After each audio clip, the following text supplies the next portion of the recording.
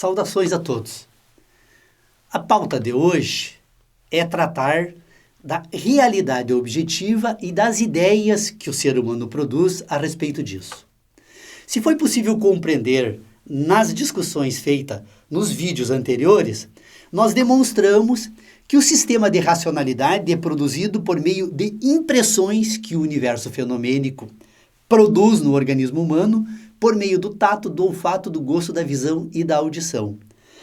A capacidade humana, então, de receber essas representações do universo por meio das suas sensações, faz com que o organismo produza um conjunto de sínteses destas impressões. Estas sínteses, então, acabarão compondo uma memória da realidade objetiva.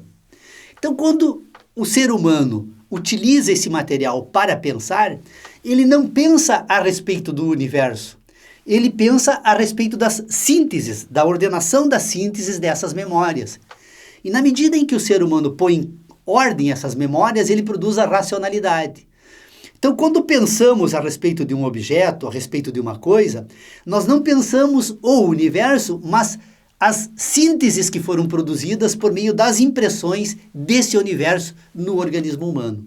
Então, vocês percebam a importância disso, ou seja, o universo como tal, como um processo em movimento no espaço, em permanente transformação, ele jamais é o mesmo. Mas na medida em que estas relações se estabelecem entre o organismo humano e esse universo, estas impressões que produzem essas sínteses compõem, então, no organismo um conjunto de memórias. Essas memórias, então, que nós vamos tomar por conta da realidade. Ou seja, a realidade humana, ela não passa de um conjunto de memórias das impressões produzidas pelo universo fenomênico. Por que a importância da compreensão dessa distinção entre realidade e ideias humanas?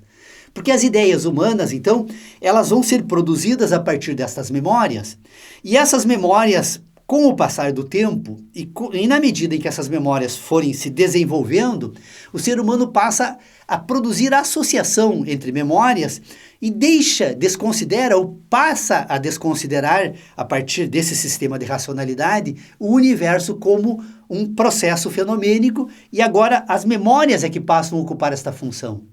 E na medida em que o organismo humano põe em ordem essas memórias, ele vai produzir então novas memórias. Essas novas memórias, então, chama-se racionalidade. E na medida em que elas ganham ordem, coerência, e passam a constituir, então, um sistema de segundo nível de inteligência, que são agora não apenas as memórias das impressões, mas as memórias das relações entre as memórias das impressões, na medida em que o ser humano passa a produzir esse sistema de inteligência, esse sistema agora ganha autonomia em relação ao universo fenomênico e o homem passa a dispensar o universo fenomênico na produção da sua racionalidade. E a partir daí, então, o homem passa não apenas a associar estas memórias, mas a constituir um universo próprio, um mundo próprio, que é o mundo das suas ideias, que ele vai fazer uso como representação desse universo fenomênico para tratar das questões que dizem respeito, então, à sua existência enquanto indivíduo, a sua sobrevivência e esse ciclo, né, que tem início desde a fecundação até a morte humana. O ser humano, assim como o universo, está em permanente transformação. O ser humano inicia o processo de transformação na fecundação e encerra esse processo de transformação com a sua morte.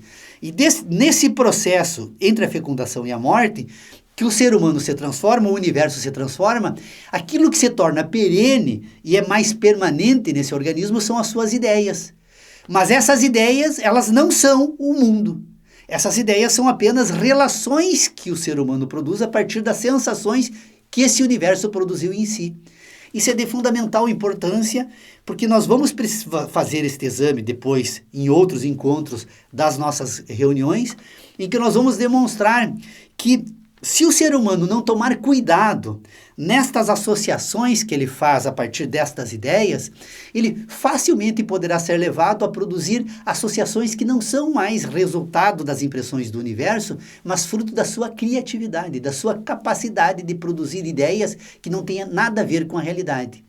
E se o ser humano não tomar cuidado com esses processos de natureza lógica e física, porque estas ideias, elas são, de certa forma, reais para o organismo, porque são sínteses, se o ser humano não tomar cuidado, ele acabará se tornando escravo dessas ideias, e a depender de quem estiver por trás da produção dessas ideias, ele poderá não apenas se tornar escravo das ideias, mas também de outras pessoas. As ideologias são produzidas dessa forma.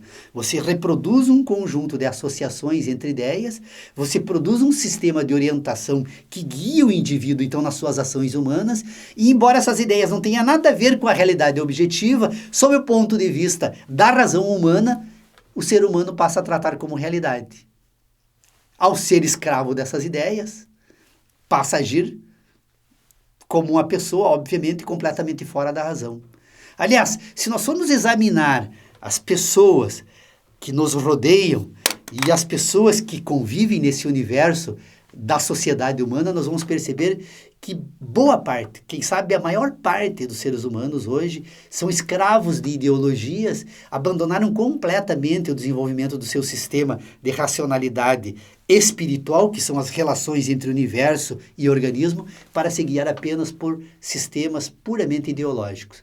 Então, espero que tenha contribuído para demonstrar a importância de compreendermos o que devemos tomar sob o ponto de vista da realidade humana, porque esses são os pontos de partida para seguirmos adiante. E como eu disse, temos vários temas ainda a serem examinados nas nossas próximas reuniões e que, embora eu possa estar um pouco sendo repetitivo, eu quero ressaltar sempre que puder este ponto de partida, porque enquanto não for possível entender estas questões, nós não temos como nos aventurar a fazer outros exames muito mais interessantes nesse sistema de inteligência, que são os exames a respeito das instituições humanas, a respeito daquilo que o ser humano produz agora, enquanto ser inteligente, para ordenar a sua vida, a vida dos outros e a vida da humanidade.